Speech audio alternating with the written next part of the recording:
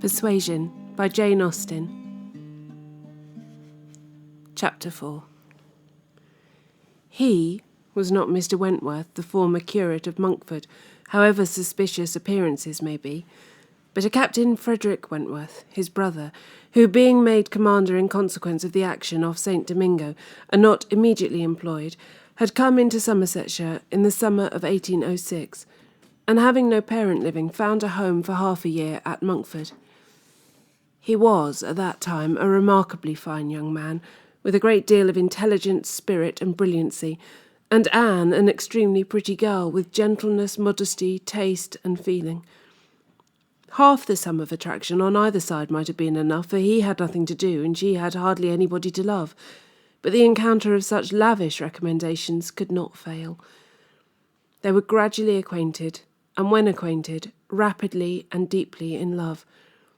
It would be difficult to say which had seen highest perfection in the other, or which had been the happiest, she in receiving his declarations and proposals, or he in having them accepted. A short period of exquisite felicity followed, and but a short one. Troubles soon arose. Sir Walter, on being applied to, without actually withholding his consent or saying it should never be, gave it all the negative of great astonishment, great coldness, great silence, and a professed resolution of doing nothing for his daughter. He thought it a very degrading alliance, and Lady Russell, though with more tempered and pardonable pride, received it as a most unfortunate one.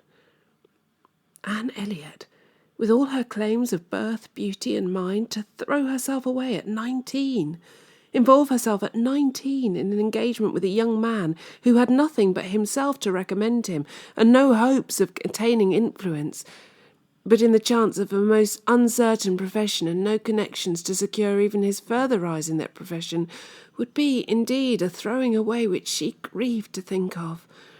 Anne Elliot, so young, known to so few, to be snatched off by a stranger without alliance or fortune, or rather sunk by him into a state of most wearing, anxious, youth-killing dependence. It must not be. If by any fair interference of friendship, any representations from one who had almost a mother's love and mother's rights, it would be prevented.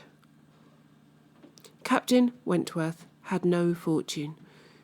He had been lucky in his profession, but spending freely what had come freely, had realised nothing. But he was confident that he should soon be rich. Full of life and ardour, he knew that he should soon have a ship, and soon be on a station that would lead to everything he wanted. He had always been lucky. He knew he should be so still. Such confidence, powerful in its own warmth and bewitching in the wit which often expressed it, must have been enough for Anne. But Lady Russell saw it very differently. His sanguine temper and fearlessness of mind operated very differently on her. She saw in it but an aggravation of the evil. It only added a dangerous character to himself. He was brilliant, he was headstrong. Lady Russell had little taste for wit, and of anything approaching to impudence a horror. She deprecated the connection in every light. Such opposition as these feelings produced was more than Anne could combat. Young and gentle as she was, it might yet have been possible to withstand her father's ill will, though unsoftened by one kind word or look on the part of her sister. But Lady Russell, whom she had always loved and relied on, could not, with such steadiness of opinion and such tenderness of manner, be continually advising her in vain. She was persuaded to believe the engagement a wrong thing, indiscreet, improper, hardly capable of success, and not deserving it.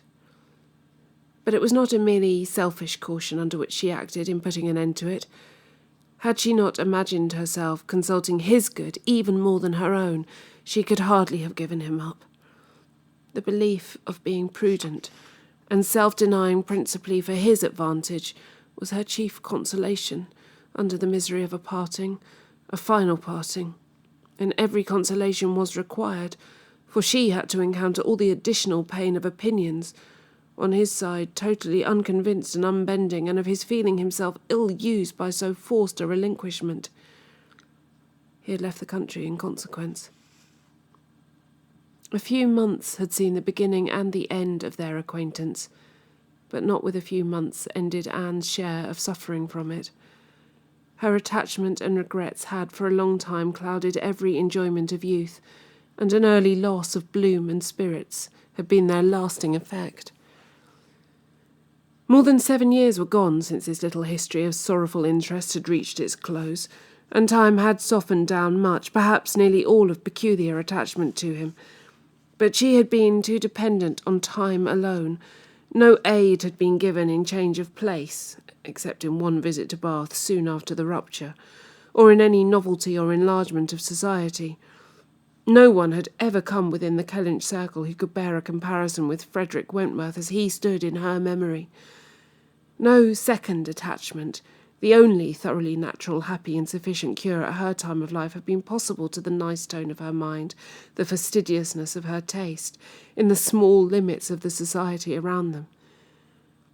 She had been solicited, when about 22, to change her name, by the young man who not long afterwards found a more willing mind in her younger sister, and Lady Russell had lamented her refusal, for Charles Musgrove was the eldest son of a man whose landed property and general importance were second in that country only to Sir Walter's, and of good character and appearance.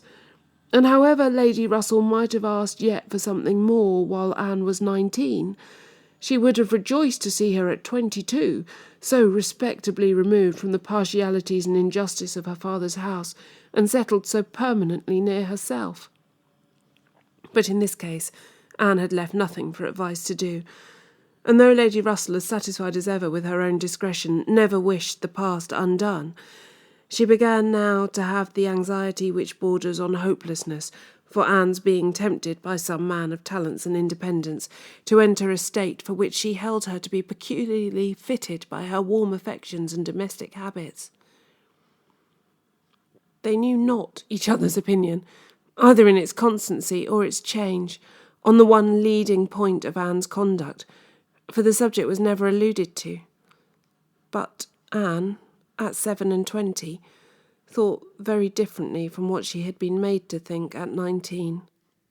She did not blame Lady Russell.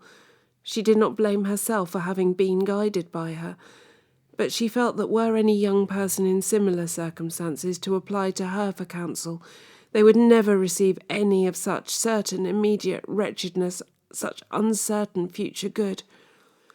She was persuaded that under every disadvantage of disapprobation at home, and every anxiety attending his profession, all their probable fears, delays, and disappointments, she should yet have been a happier woman in maintaining the engagement than she had been in the sacrifice of it. And this, she fully believed, had even more than a usual share of all such solicitudes and suspense been theirs, without reference to the actual results of their case, which, as it happened, would have bestowed earlier prosperity than could be reasonably calculated on. All his sanguine expectations, all his confidence had been justified. His genius and ardour had seemed to foresee and to command his prosperous path. He had, very soon after their engagement ceased, got employ, and all that he had told her would follow had taken place. He had distinguished himself and early gained the other step in rank, and must now, by successive captures, have made a handsome fortune. She had only navy lists and newspapers for her authority, but she could not doubt his being rich, and in favour of his constancy, she had no reason to believe him married. How eloquent could Anne Elliot have been? How eloquent at least were her wishes on the side of early warm attachment and a cheerful confidence in futurity against that over-anxious caution which seems to insult exertion and distrust Providence. She had been forced into prudence in her youth. She learned romance as she grew older, the natural sequel of an unnatural beginning. With all these circumstances, recollections, and feelings, she could not hear that Captain Wentworth's sister was likely to live at Kellynch without a revival of former pain, and many a stroll and many a sigh were necessary to dispel the agitation of the idea. She often told herself it was folly, before she could harden her nerves sufficiently to feel the continual discussion of the Crofts and their business no evil. She was assisted, however, by that perfect indifference and apparent unconsciousness among the only three of her friends in the secret of the past, which seemed almost to deny any recollection of it. She could do justice to the superiority of Lady Russell's motives in this over those of her father and Elizabeth. She could honour all the better feelings of her calmness, but the general air of oblivion among them was highly important, from whatever it sprung, and in the event of Admiral Croft's really taking Kellynch she rejoiced anew over the conviction which had always been most grateful to her, of the past being known to those three only among her connections, by whom no syllable, she believed, would ever be whispered, and in the trust that among his, the brother only with whom he had been residing, had received any information of their short-lived engagement.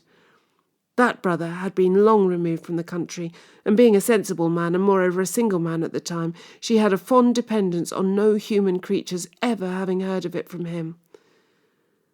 The sister, Mrs. Croft, had then been out of England, accompanying her husband on a foreign station, and her own sister Mary had been at school while it all occurred, and never admitted by the pride of some and the delicacy of others to the smallest knowledge of it afterwards. With these supports, she hoped that the acquaintance between herself and the Crofts, which, with Lady Russell still resident in Kellynch, and Mary fixed only 3 miles off, must be anticipated, need not involve any particular awkwardness.